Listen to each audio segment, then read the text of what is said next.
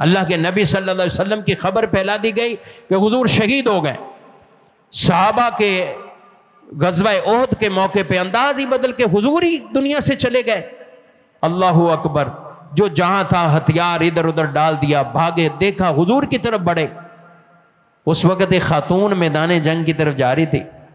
کسی نے ان سے کہا کہ تمہارے والد شہید ہو چکے ہیں. تو وہ کہتی ہیں مجھے حضور کے بارے میں بتاؤ.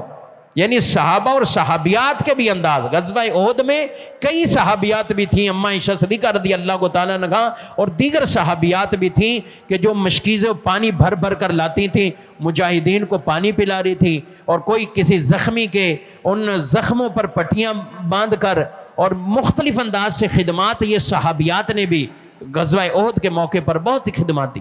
تو وہ خاتون آگے بڑھی, کہا تمہارے والد شہید. وہ کہنے لگی مجھے حضور کا بتاؤ.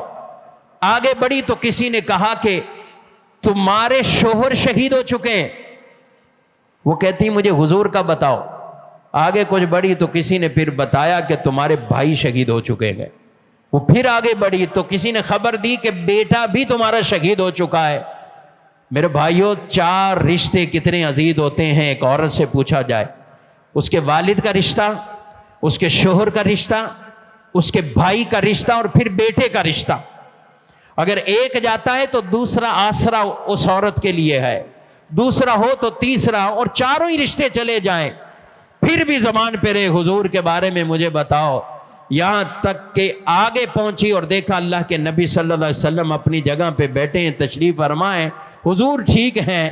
تو وہ حضور علیہ السلام کو دیکھ کر کہتی ہیں یا رسول اللہ آپ ٹھیک ہیں؟ تو گویا میرا سب کچھ ٹھیک ہے, میرا سب سلامت ہے, آپ ٹھیک ہیں.